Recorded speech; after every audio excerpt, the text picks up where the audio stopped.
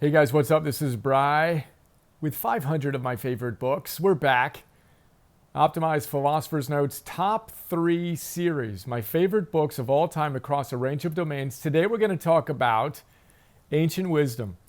My top 3 favorite books, Ancient Wisdom, number 1 life-changing idea from each. Of course, Philosopher's Note, etc. Nicomachean Ethics by Aristotle. Epictetus' Discourses and Selected Writings. And the Bhagavad Gita, as translated by Ecknath, Easwaran. Now, of course, that was tough to pick the top 3.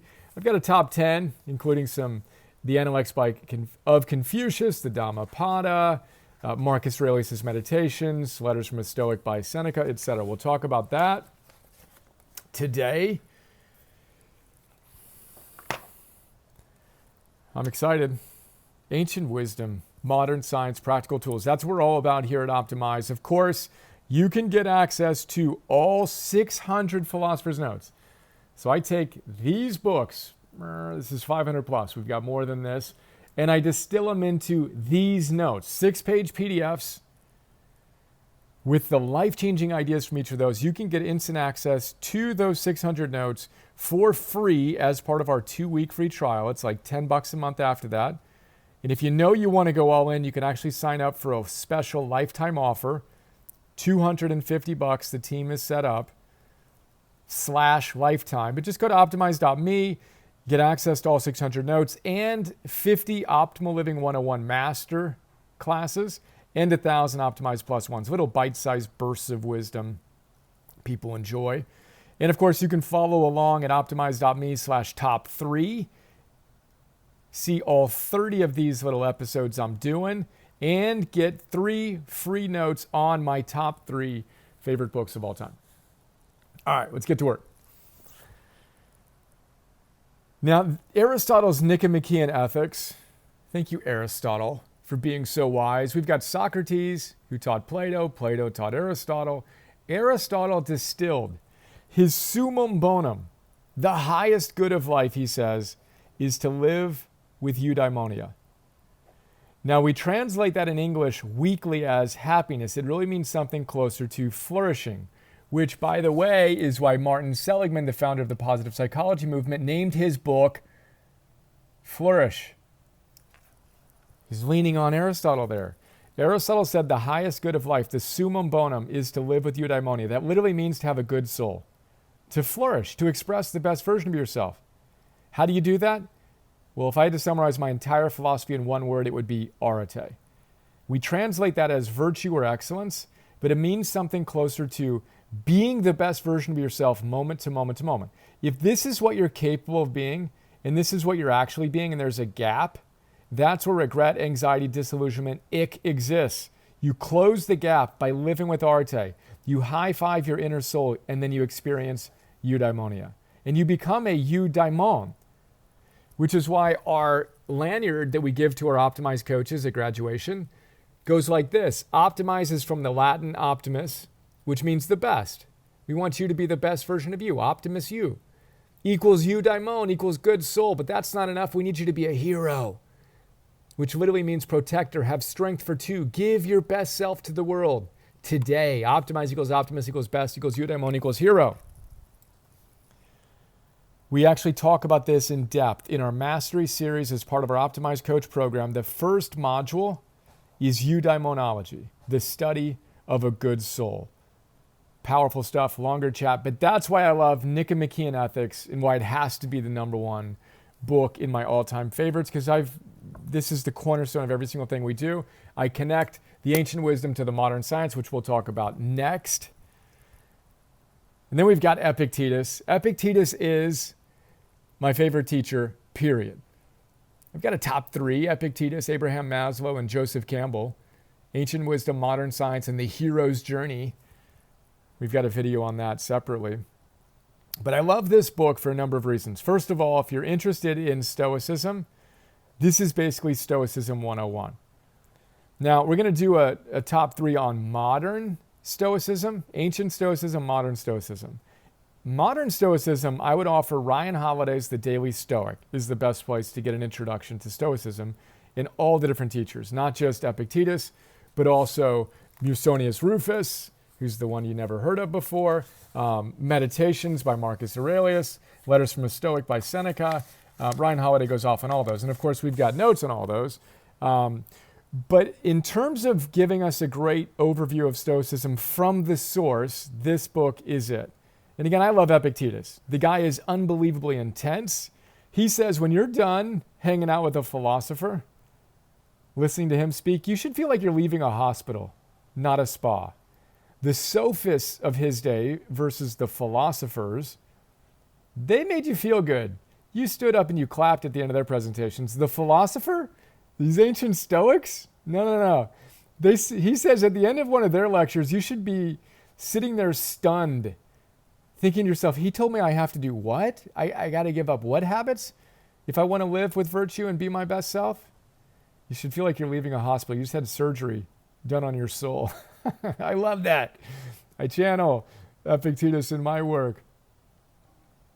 He's also a former slave turned philosopher who influenced the great Roman emperor philosopher Marcus Aurelius. Epictetus is the number one philosopher most frequently cited in Aurelius' Meditations. Now, he didn't learn directly from him. Aurelius learned from Epictetus' students, were Aurelius' tutors, which is kind of a fun little lineage there. Now, rule number one of Stoicism, that literally is right in the beginning of this, and we talk about it, and of course I haven't busted out our notes. We've got the Philosopher's Notes, 6-page PDF, where I break down what I just talked about. So in the Nicomachean Ethics, it was eudaimonic happiness versus hedonic, and arete, which is how we get there. Then he's got a lot of fun metaphors, Olympic Games. You got to train. You can't just show up and look good. You got to put these things into action. Then, of course, the vice of excess and deficiency, etc. And then his discussion on magnanimity, by the way. Magnanimity literally means great soul. Oh, it's unbelievably powerful. Check that out in the Philosopher's Note. One of my favorite ideas of all of them. And then in Discourses, of course, we talk about a ton of stuff as well. This is another really good one. Hercules needed the challenges in order to be Hercules. Without them, what would he do? He'd just fall back asleep, Epictetus says. Anyway, rule number one of Stoicism, which we talk about in the note, is this. Some things are within our control and others are not. Some things are within our control, others are not. You know the whole serenity prayer, God, please grant me the serenity to accept the things I cannot change, the courage to change the things I can, and the wisdom to know the difference. That's Stoicism, deeply influenced by Stoicism. Modern cognitive behavioral therapy, it's Stoicism. We talk about that in a different note on the Philosophy of Cognitive Behavioral Therapy by Donald Robertson, which is up there in that stack of notes on Stoicism. Stoicism. Viktor Frankl, Man's Search for Meaning, he's a Stoic. Stimulus response. Something happens to you. In this gap between stimulus and response is where your freedom lies. He attributes the core of his philosophy to Stoicism. Some things within our control, others not. The only thing within our control, can you guess what it is? Our behaviors and our thoughts, how we choose to respond to what life gives us. And of course, the ancient Greeks and the Roman Stoics told us the same thing. Close the gap. Live with arete, express the best version of yourself, experience eudaimonia. That's why I love the Discourses. Then we've got, and this was tough, the top two were easy. Then I struggled with, well, what's the top three? Because there's a lot to choose from, right? But I had to go with the Bhagavad Gita.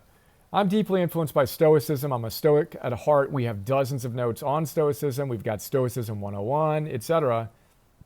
And it's kind of what I lean on, but I love the Bhagavad Gita, which was Gandhi's Bible, the Dhammapada, the cornerstone of Buddhism. And then, of course, we've got the Analects of Confucius. They're all saying the same thing, right? Which is, again, be the best version of you. Live with virtue in service to the world. But I picked the Bhagavad Gita because it was Gandhi's Bible, literally, right? And it was translated by Ecknath Easwaran. I have the most notes on Ecknath Easwaran's books than any other author. He's like an Indian Joseph Campbell. They're like soul brothers. So Easwaran translated the Bhagavad Gita, and we also use his translation for the notes we have on the Dhammapada. And he's a spiritual teacher. He taught the first meditation class in the U.S. at UC Berkeley, where I happened to drop out of law school. Hall, class of 2000. But anyway, Ecknath Easwaran's amazing. His commentary on this translation is astonishing. And then the Gita, as you may know, it's set on a battlefield. So Gandhi, the nonviolent activist, his Bible, literally the characters in it. Arjuna is a reluctant warrior being counseled by Krishna, his god, to go play his role well, renounce the fruits of his labor, but go to war, literally. Now, of course, that's a metaphor for the war within. We need to, if you want to be the change, you need to win the internal civil war. And I love the fact that this seminal book captures the challenge of living as our best selves. It's not easy. It's not supposed to be easy. You need to go engage in the most important battle, as Socrates would say, who influenced Plato, who influenced Aristotle, the combat of life, to become the best version of yourself. That's not easy. You got to embrace the challenge. That's why the Bhagavad Gita made the cut for me, and also to introduce you to Ecknath Easwaran. Now, top 10. And of course, we've got the Philosopher's Note on the Bhagavad Gita, where we unpack all those favorite big ideas. I also give some historical context, blah, blah, blah. 6-page PDF, 20-minute MP3. We've got apps as well. I haven't mentioned that in this series yet. But check out the apps. We've got iOS, we've got Android, highly reviewed, etc. Musonius Rufus. He's the fourth Roman Stoic, the guy you've never heard of. You've got Seneca, and then you have Epictetus, and you have Marcus Aurelius. Everybody knows about them. But then we've got Musonius Rufus. He is epic.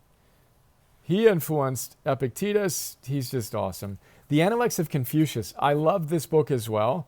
And if you want to have a decent sense of wisdom, then out of all these books, these 10, at least check out the notes. And I would encourage you to understand what these great thinkers have to say. Here's ancient Greece in a nutshell. Here's ancient Roman Stoicism. Here's Hinduism and the Bhagavad Gita in a nutshell. Here's Buddhism in a nutshell. Here's Confucianism in a nutshell, the Analects of Confucius and then the Dhammapada. And then we have the continuation on Stoicism, if you're feeling it. Meditations by Aurelius, Letters from a Stoic by Seneca, the Enchiridion, which is a shorter version of the Discourses. And then another one by Seneca on the shortness of life. Seneca's an amazing writer. And then, of course, the Tao Te Ching. And then we've got the Way of the Bodhisattva back there as well, Shantideva, etc. And then I could have included Rumi, depending on how new you want to go, Nietzsche, Emerson, etc. But that's the ancient wisdom. Next up, we're doing modern science. And then what do we got? Then we're going to walk through the fundamentals. Nutrition, weight loss, fitness, sleeping, breathing, focusing, celebrating. All of which brings us back to the beginning. You can follow the whole series at optimize.me/top3 and get 3 free Philosopher's Notes. If you know you want to at least check it out, go to the free trial at optimize.me, get access to all 600 notes, 50 masterclasses, and 1,000 micro lessons. And then lifetime again, $250, lifetime offer. And then coach. If you want to go deep and operationalize this wisdom, ancient wisdom, modern science, practical tools, check us out. Optimize.me/coach, 2,000 optimizers from over 70 countries around the world, half of whom are doing it because they want to be coaches or take their coaching practice to the next level. The other half just want to master themselves, to serve heroically and empower others to do the same. So we can change the world 1% at a time together, starting with you and me today. That's why I read these books. So I can personally move from theory to practice to mastery. Then I can pull out. I'm kind of like your personal philosopher, your trainer. Give me 3 more reps. Finding all these great ideas, putting them into a simple format you can use, connecting all the dots, and helping you change your life today. Let's get on it. Make today another awesome day. See ya.